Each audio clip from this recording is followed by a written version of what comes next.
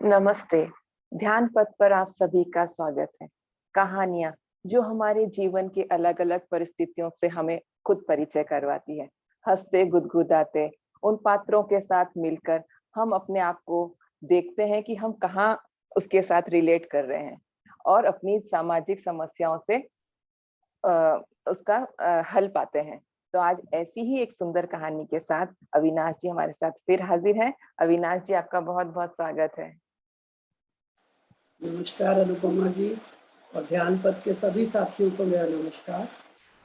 आज की कहानी यूं है कि गुजरात के संभाग जिले में एक छोटा सा व्यापारी होता है, बहुत ही ईमानदार, बहुत ही नेक नियत, बहुत परिश्रमी, लेकिन वो इतना कमा नहीं पाता कि वो अपने घर की जरूरतें से जरा भी ऊपर उठ सके। तो बस हाथ मुंह की लड़ाई उसकी खत्म हो पाती है खाने पीने की, इससे ज्यादा उसके पास कोई साधन नहीं हो पाता। लेकिन वो दिल से बहुत साफ और बहुत अच्छा होता है।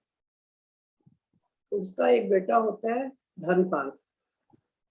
आखिर वक्त में जब उसको ये लगता है कि अब मेरे पास जिंदगी के खास दिन नहीं बचे, तो वो अपने पुत्र को अपने पास बुलाता है और उसको कहता है कि बेटा, मेरे पास कोई धन संपत्ति तो है नहीं जो मैं तुझे विरासत में दे सकूं। मेरे पास जो है वो मेरी नेकनियति और मेरी ईमानदारी है। उसके बल पे मैं अपना भगवान से प्रार्थना करते हुए तुझे ये आशीर्वाद देता हूँ कि तू जिंदगी में जो भी करेगा उसमें सफल होगा। तुझे भगवान इतना कामयाब करेगा कि अगर तू धूल भी उठा लेगा तो वो भी सोना बन जाएगा। ये मेरा आखिरी वक्त का तुझे आशीर्वाद है। बेटा जो है पिता के चरणों को छूता है और पिता उसको आशीर्वाद देने के लिए मुस्कुराते हुए उसके सिर पे हाथ रखते हैं और प्रभु में लीन हो जाते हैं।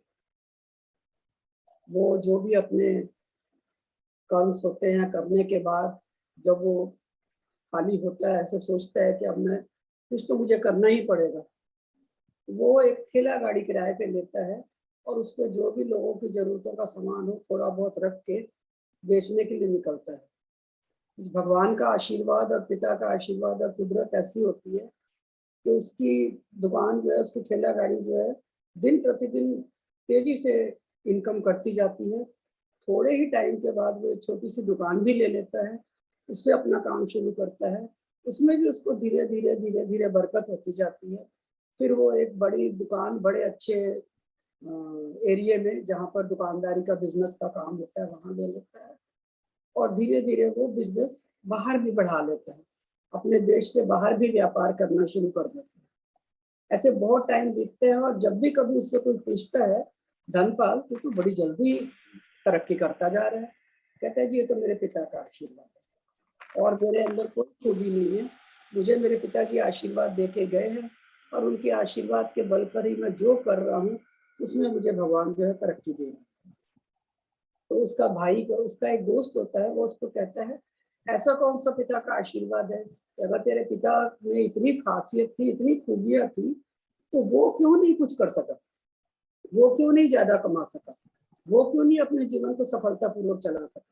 कहता है मैं पिता की कमाई की या पिता के काम की या पिता की बात नहीं कर रहा हूँ, मैं पिता के आशीर्वाद की बात कर रहा हूँ जो उन्होंने आखिरी वक्त में मुझे दिया।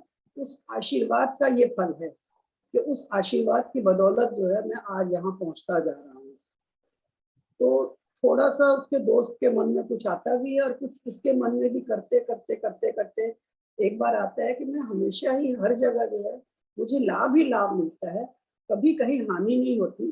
तो मेरे पिता के आशीर्वाद का मैं देखूं तो सही किसी हानि वाले बिजनेस में हाथ डाल के, तो मुझे उससे हानि होगी या लाभ होगा, मेरा पिता का आशीर्वाद मेरे सिर पे रहेगा या नहीं रहेगा। तो वो अपने उसी मित्र से बोलता है कि मुझे कोई ऐसा बिजनेस बता जिसमें मुझे थोड़ा बहुत घाटा हो। उसका दोस्त कहता है बड़ा आसान काम है, तू यहाँ से लौंग लेके अफ्रीका में चला जा, जांजीबार में, वहां पर तू अपना लौंग बेच, तेरे को नुकसान ही नुकसान होगा। वो कहता है चलो ठीक है। वो भारत से लौंग खरीदता है और खुद जहाज पे जाता है लौंग के साथ और अफ्रीका के जांजीबार जिले में पहुंच जाता है। वहां वो सुबह के टाइम जब उतरा है जहाज से, तो नदी के समुद्र के किनारे ही चलता हुआ जा रहा है, तो सामने से वो देखता है कि एक अच्छे पहनावे वाला व्यक्ति, रोबदार व्यक्ति आ रहा है, साथ में उसके बहुत से लोग भी हैं। तो वो एक आदमी से पूछता है ये कौन आ रहा है? कहता है ये यहाँ का राजा है, ये अपने सैनिकों के और मंत्री के साथ यहाँ आ रहा है। वो कहते हैं अच्छा। इतने में ये पास पहुंचता है तो राजा भी इसको पूछता है कि हाँ भाई तुम कहाँ से आए हो, यहाँ के तो नहीं लगते। कहता नहीं जी, मैं भारत से व्यापार करने आया हूँ। उस समय राजा व्यापारियों का बहुत सम्मान करते थे। उन्होंने बड़े प्यार से उसको स्वागत किया और कहा कि भाई आप यहाँ पर कौन सा व्यापार करने आए थे? तो इतने में वो आदमी कहता है, धनपाल कहता है, आप मुझे ये बताइए कि राजा महाराजा तो चलते हैं तो उनके सैनिक साथ में तलवार या भाले या बर्छे ऐसी कुछ चीजें लेके चलते हैं, आपके साथ जितने भी सैनिक है उन्होंने छलनियां ली हुई हैं। ये कौन सा हथियार है आपका जिसको लेकर आप समुद्र के किनारे चल रहे हैं? तो राजा कहता है बात ऐसी है, आज सुबह मैं यहाँ सैर करने आया था तो मेरे हाथ से एक अंगूठी गिर गई, जो मेरे लिए मेरे एक गुरु है, संत आए थे मेरे पास, तो मुझे आशीर्वाद दे गए थे। और मुझे ये लगता है कि वही आशीर्वाद मुझे फला हुआ है कि मेरा राज्य इतना बढ़ रहा है, मेरी प्रजा इतनी सुखी है। तो मैं उस अंगूठी को रेत में से, छलनियों में से छान के ढूंढने आया हूँ। कहते हैं अच्छा, आपके पास भी गुरु का आशीर्वाद है? कहता है तुम क्या बेचने आए हो, क्या व्यापार करने आए हो? कहता है जी मैं लौंग बेचने आया हूँ। राजा का मुंह आश्चर्य से खुला का खुला रह जाता है। लौंग? जांजीबार में तुम भारत से लौंग लाए हो? यहाँ तो 1 रुपए में 2 मुट्ठी लौंग मिलती है, लोग भर भर के यूज करें खाएं तो भी खत्म नहीं होती। यहाँ तुम्हारा लौंग तो घाटे का सौदा है। कहता हाँ जी, मैं भी यही देखने आया हूँ कि मुझे घाटा होगा कि नहीं होगा। कहते क्यों, ऐसी क्या बात है? कहता मेरे पर पिता का आशीर्वाद है। मेरे पिता मरने से पहले मुझे आशीर्वाद दे के गए थे कि तेरे को हमेशा ही जो भी तू करेगा वो फलेगा ही फलेगा। तू जो काम करेगा उसमें तुझे बरकत ही होगी, तेरे मेरा आशीर्वाद हमेशा तेरे साथ है।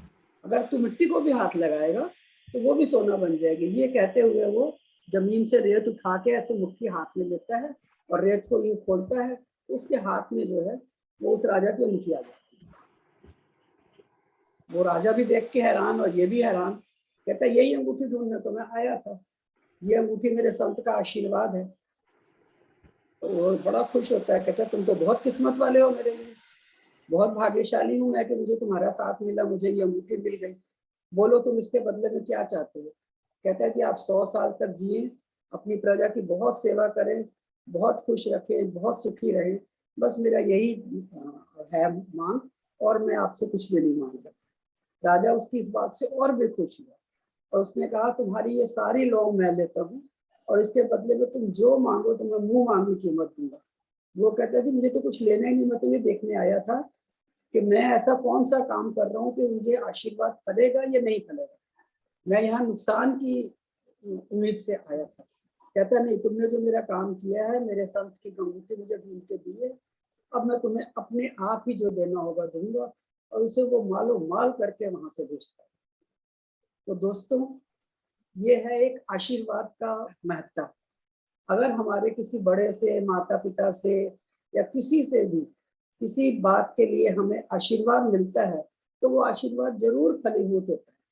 उसमें जो उनके वाणी होती है उसमें उस समय सरस्वती का वास होता है। उनकी वाणी से निकला हुआ आशीर्वाद जो है हमारे लिए हर मुसीबत की घड़ी में, हर काम में, हर क्षेत्र में हमें कामयाबी ही कामयाबी देता है। इसलिए ऐसा कुछ करना चाहिए कि हम ज्यादा से ज्यादा बड़ों का आशीर्वाद, प्यार पा सके और उससे अपने जीवन को सफल बना सके। धन्यवाद। बहुत सुंदर अविनाश जी, बहुत ही सुंदर। धीरे धीरे जो हम हमारी संस्कृति भूलते जा रहे हैं आशीर्वाद लेने की, वापस हमको उससे जोड़ने के लिए और उसकी महत्ता बताने के लिए। दोस्तों, आपको भी कहानी बहुत पसंद आई होगी। अपने जो भी अनुभव हो आप हमारे साथ शेयर करिए और ये मंच आप सबके लिए खुला है। आप भी इसी तरह से आएं और अपनी कहानियां हमारे साथ साझा करें।